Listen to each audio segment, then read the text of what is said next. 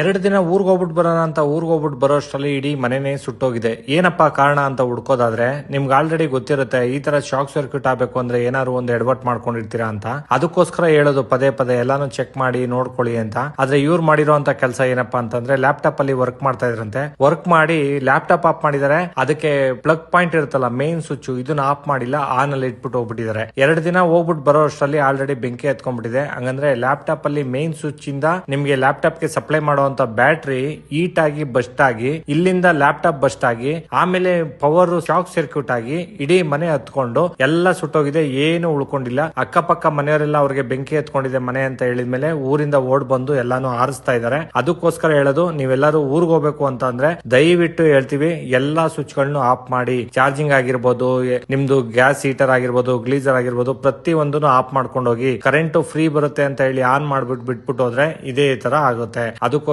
ದಯವಿಟ್ಟು ಚಾರ್ಜರ್ ಗಳನ್ನ ಮೇನ್ ನೋಡ್ಕೊಳ್ಳಿ. ಮತ್ತೆ ಹಳೆ ಎಕ್ವಿಪ್ಮೆಂಟ್ಸ್ ಯಾವ್ದಿರುತ್ತೆ, ಚಾರ್ಜರ್ ಆಗಿರ್ಬೋದು, ಬೇರೆ ಹಳೆ ಐಟಮ್ ಗಳನ್ನ ಏನೇನ್ ಯೂಸ್ ಮಾಡ್ತಾ ಇರ್ತಾರೆ ಎಲೆಕ್ಟ್ರಿಕ್ ಐಟಮ್ ಗಳನ್ನ, ಅದನ್ನ ಆದಷ್ಟು ಚೇಂಜ್ ಮಾಡ್ಕೊಳ್ಳಿ. ವರ್ಷಕ್ಕೂ ಅದು ಹಳೇದಾಗ್ತಾ ಇರುತ್ತೆ, ಶಾಕ್ ಸರ್ಕ್ಯೂಟ್ ಆಗುವಂತ ಸಾಧ್ಯತೆ ಇರುತ್ತೆ. ಆದಷ್ಟು ಈ ಮಾಹಿತಿನ ನಿಮ್ಮ ಫ್ಯಾಮಿಲಿ ಫ್ರೆಂಡ್ಸ್ ಗೆ ಶೇರ್ ಮಾಡಿ. ಯಾಕೆ ಅಂತ ಅಂದ್ರೆ ಕೆಲವ್ರಿಗೆ ಎಲ್ಲರಿಗೂ ಅಭ್ಯಾಸ ಇರುತ್ತೆ ಸ್ವಿಚ್ ಆನ್ ಮಾಡಿಡೋದು.